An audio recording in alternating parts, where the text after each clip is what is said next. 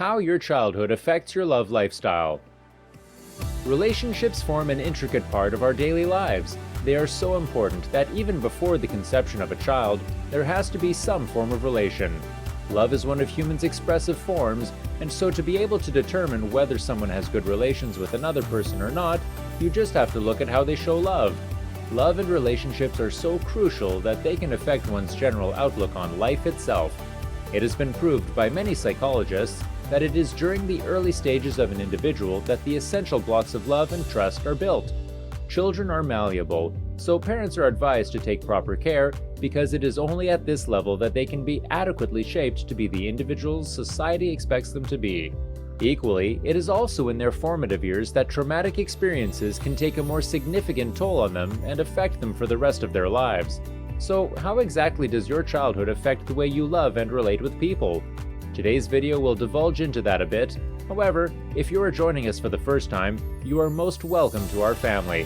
I implore you kindly to subscribe and like our video.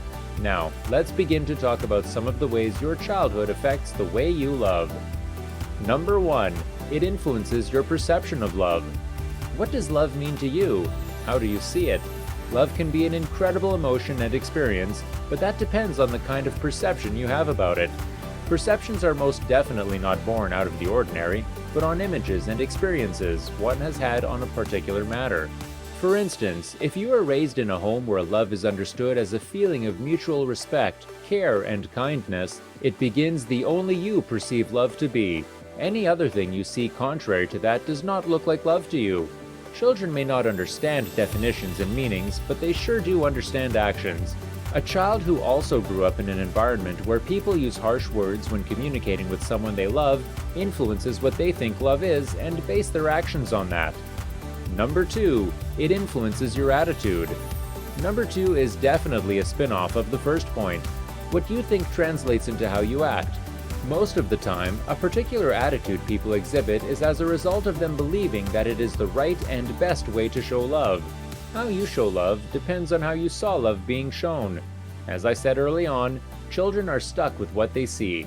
A child who grew up in an abusive home may turn out to be an abuser. Likewise, one who witnessed parsimoniousness and disrespect. The attitudes exhibited are not as a result of incidents or circumstances, but reflections. Number 3. It reflects your attachment style. Attachment styles are the various ways people relate with themselves, and it reflects in their love languages. Are you the type that is confident and secured enough in your relationships, or are you the type who constantly needs validation and security? Are you the dismissive or generally avoidant? All these are different attachment styles people express in their relationships. Whatever attachment style you possess, it is definitely not something you were born with. It could just be an effect of a childhood experience. A childhood that is characterized with constant moving, changing of schools, falling out with friends and loved ones will result in what is known as anxious attachment. These types of people may show signs of excessive possessiveness, dominance, jealousy, and in some cases violence when showing love to their partner. If you grow up in an environment where you were not constantly required to prove yourself over and over again, or feel like you deserve nothing you have, you find yourself feeling more at ease and satisfied, and so you show care, attentiveness, and kindness without feeling the need to validate your emotions. You never fear that you will lose a partner or friend simply because you are not good enough. Number 4.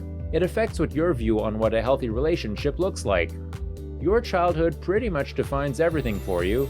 A person growing up in a particular surrounding, getting accustomed to certain behavioral patterns and structures. For certain societies where patriarchy is revered, you may grow up appreciating people who only show signs of authority. What a healthy relationship looks like according to what you believe may influence you into thinking that the best way you can show love is to be submissive and not express your opinion. In certain African communities, especially where women are still fighting to be appreciated and their voices heard, there has been this ingraining that to keep a well-balanced, happy home, the woman needs to follow the instructions and leading of her male partner. Even for very much thriving relations, respect is not accorded to any institution and relationship where there seems to be equality. A childhood with such features will cause an individual to be meek and a people pleaser because it is what they have been taught.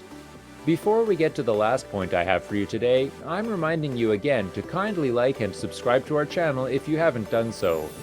Number 5. It causes repetitive show of and tolerance for toxic behavior. A traumatic experience can also influence the way you show love. It can cause you to constantly exhibit traits that you know are not favorable for your relationship.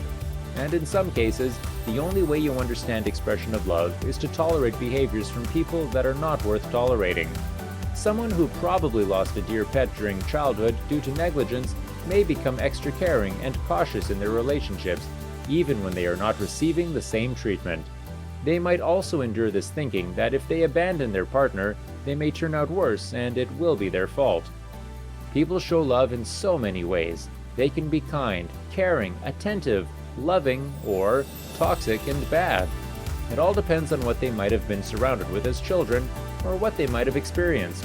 Now, I hope you learned something from our video today, or probably realized your love and attachment style from our above discussion. Once again, if you have liked and appreciated the video for today, subscribe to our channel. Click on the notification button so you can be notified anytime a new video is up. See you next time. Bye!